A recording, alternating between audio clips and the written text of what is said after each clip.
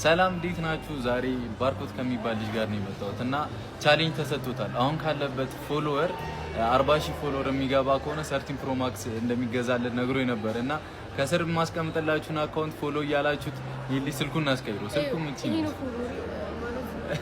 ካሜራው አይሰራም። እባካችሁ እየተባበራችሁ አይፎን 13 እንዳሸንፋለሁ 40,000 ከስር ያስቀመጥኩትን አካውንት ፎሎ አድርጓት። እንግዲህ ይገዛልሻል። እሺ ይሄ ቻሌንጅ ካልተሳካ እኔ ለራሴ እሰጥህና እገዛላለሁ። እሺ እኔ ራሴ ቻሌንጅ ሰጥቼ እገዛላለሁ፣ ግን እንዲሳካ አድርጉለት። ካልተሳካው የሌላ ነገር እናደርግበታለን። ችግር የለም። እሺ ግን ፎሎ አድርጉት። እንተሻባይ። አሰላሙ አለይኩም ወራህመቱላሂ ወበረካቱ። ቤተሰብ እንዴት አመሻችሁልኝ? ዳና ናችሁ ወይ? ከኔ ጋር ሁሉ ሰላም አልሐምዱሊላህ። ብሩኬ ወንድሜ በቲክቶክ መጥቷል ማለት ነው። ይሄ ጩጬ ልጅ ጋር የኛ ቅን የኛ መልካም እንግዲህ በቤቱ ፖስት አድርጎለታል። ልጁን እንግዲህ ወደ 40,000 እናስገባው ማለት ነው። ፎሎ አድርጉት፣ የምር ፎሎ አድርጉት በቅንነት። ከዛ ሪፖስት አድርጉለት ደግሞ ወደ ሌላ ሰው ተደራሽ እንዲሆን ማለት ነውና ፎሎ አድርጉለት፣ ሪፖስት አድርጉት፣ አበረታቱ። ደግሞ ቆንጅዬ ልጅ ነው ማሻአላ። እና ደግሞ ፈጣን ይመስላል፣ ስማርት ልጅ ነው ያስታውቃል። በዚህ እድሜው ደግሞ ቤቱን ገብቻይቸው ምናምን ካሜራማን ነው።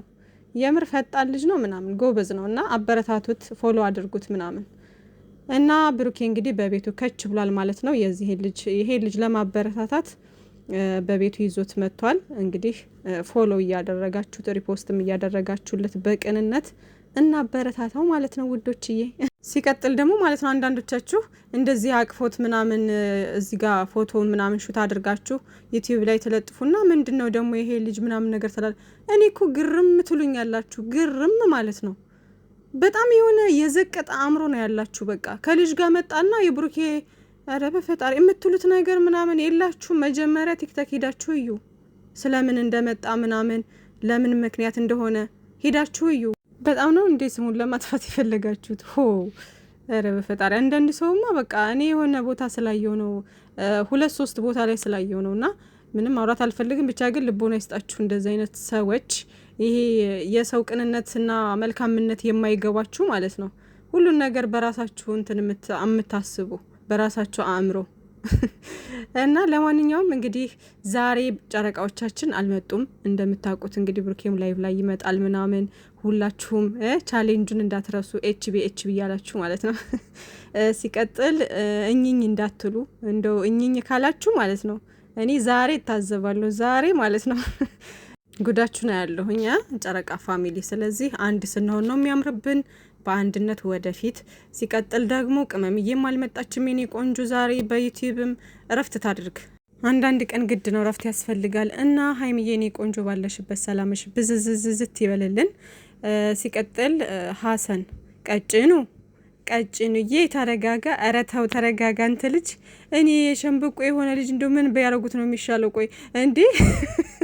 ኧረ ተው እንደው የሚያወራውን አያውቀው። ይሄ የሰከረ ሰው እንኳን እንደው አንዳንዴ ጥሩ ነገር ያወራል። ይሄ ወይ ሳክሮ ነው አይባል ወይ እኔ በምን አይነት መንገድ እንደማስበው ሁሉ ግራ ገባኝ።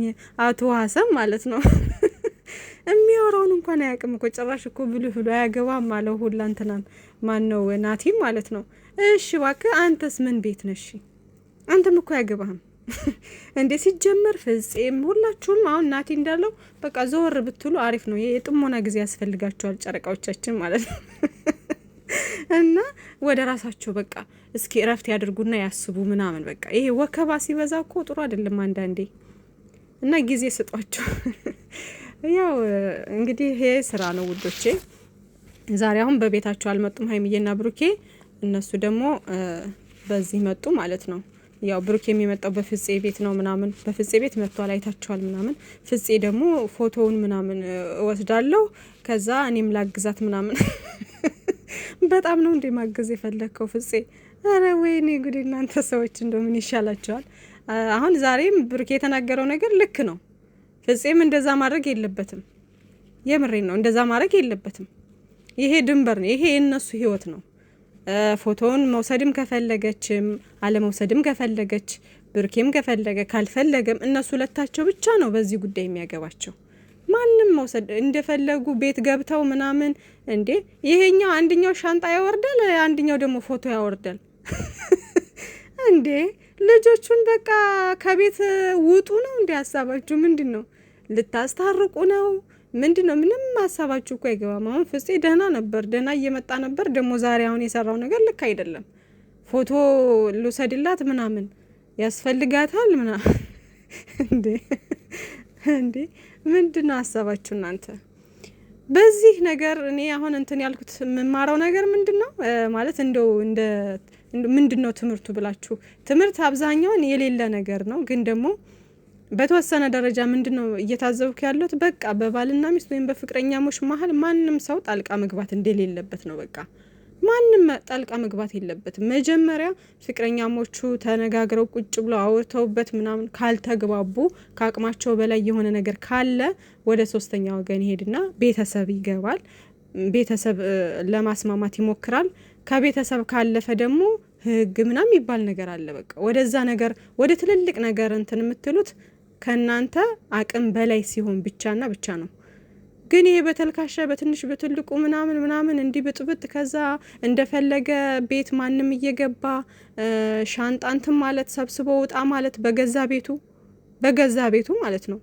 ድፍረት ከዛ ደግሞ የኛው ደግሞ እንደፈለገ ገብቶ ደግሞ ፎቶ ከግድግዳ ማውረድም ድፍረት ነው እንዴ!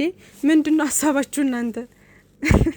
ዛሬ ደግሞ የኛው በቃ አንተ ማናጀር ሆነ ምን ሆነ ሲል እኔ ናቴ አሳቀኝ ደግሞ ማለት ነው። እና ናቴ አሁን እያደረገ ያለው ደግሞ ልክ ነው አሁን እና ልክ የሆነውን ልክ ነው እንላለን እኛም ባየነው በዚህ ማለት ነው። ልክ ያልሆነውን ደግሞ ልክ አይደለም ይሄ እንደዚህ ነው እያልን ደግሞ እኛ በተቻለና አቅም አስተያየት እንሰጣለን ማለት ነው። እና ናቴ አሁን እየመጣበት ያለው መንገድ ትክክል ነው። ሁለቱን ለማስማማት እየሞከረ ነው። ቅመምዬንም እያወራት ነው፣ ሊያወራትም ይፈልጋል።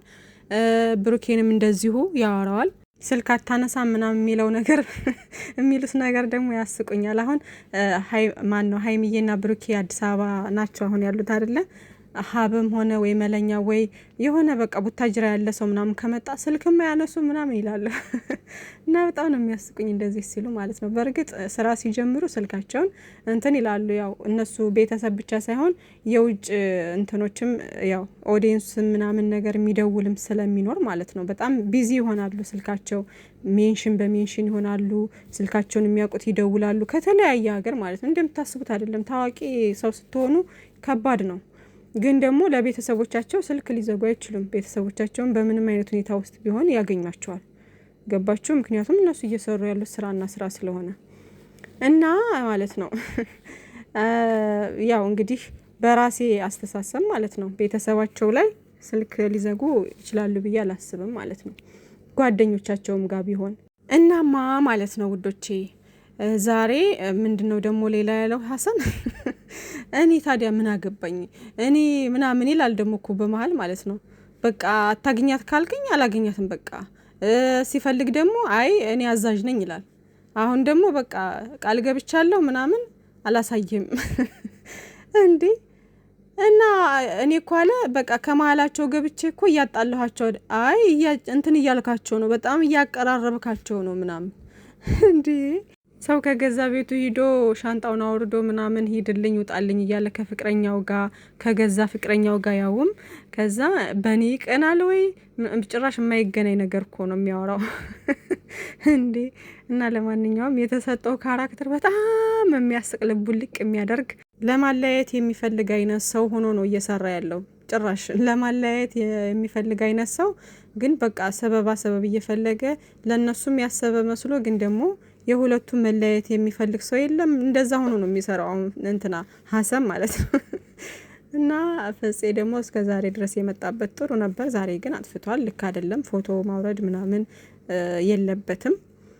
እና በቃ ደህና ምሹ። ለማንኛውም እሺ ውዶቼ በቃ ሁላቸውም ቢወጡ እኮ ሀይሚዬና ብሩኬ በቃ እና መቼም አይለያዩም። ደግሞ አታስቡ፣ አትጨነቁ። ዛሬ እንግዲህ ላይቭ ላይ ከች ይላል። በቃ ሳይለንት ሆናችሁ ቢኤች እያላችሁ ቻሌንጁን ወደፊት ማለት ነው።